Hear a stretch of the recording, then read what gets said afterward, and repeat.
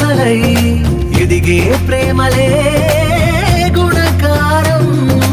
ఇద్దరి కోడిక కాదు ఇది, వందల మనసుల కలయికిది. ఈ సుముహూర్తమే వారధిగా, భూగోళమే చిన్నదవుతున్నది.